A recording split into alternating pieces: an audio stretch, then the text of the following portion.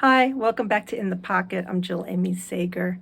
And today I wanted to talk a little bit about what it's like when we are in that bottomless pit.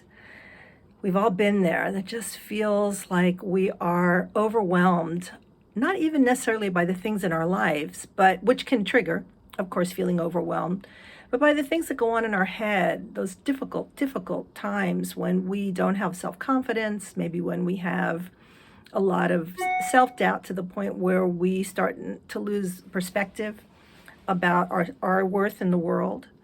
And we head down that rabbit hole, and it's really easy to feel shitty. And it just continues as time goes on, the days go on, right? Am I depressing everybody? I'm depressed just thinking about it. I mean, how many friends have talked to me about this? How many times have I experienced this?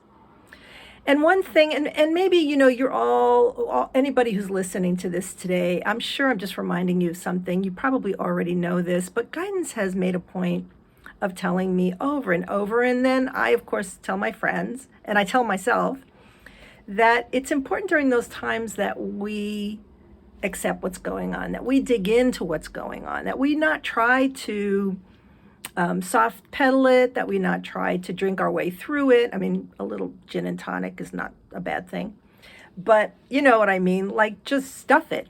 It's not a good idea. And always, and I'm saying always, and that's a lot in terms of, saying like forever or always, right? Those are big things. But I'm not kidding. My experience, and I'm 64, is that always when I walk through that path of destruction, I do feel better at the end. And not only do I feel better when I get out of that tunnel, but I feel much better. It's as if that cathartic, whatever it is that needs to happen, no matter how you are able to get through that period, it is that cathartic gnawing, that way that we have of surviving, that when we get to the other side, we feel so much better. Not just a little better, but a lot better. As if we've paid our dues, maybe.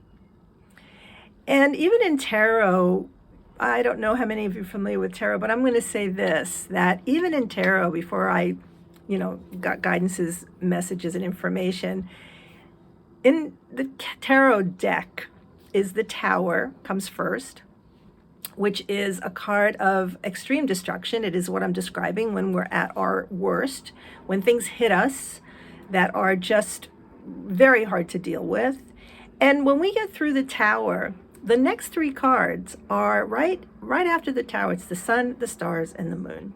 And like I've always said, do I even have to explain those cards to you? I always say that. I mean, those are life-affirming cards. Those are life-affirming ideas for us. The stars, the moon, the sun. I mean, what is more life-affirming than that? Those cards are health, they're joy. It's all about being resurrected to our better selves. And so, what am I talking about today, really? I'm just reminding us that when we have troubling times, get the support that you need, whether it's through a tarot reading, if you're feeling stuck, whether it's going into therapy, whether it's talking to friends, whether it's getting a good hug. Do whatever it takes to help you get through that period. And above all, be patient with yourself. Have compassion with yourself. There are no timelines for this. I mean, I've had friends who have been on antidepressants to get through hard times, friends who have gotten off antidepressants because they are feeling better. I'm not a doctor. I don't know anything about that, but I'm just saying that you've got to find your way to get through and to dig in and to know and to remember that what's on the other side of that is really worth the walk and worth the wait.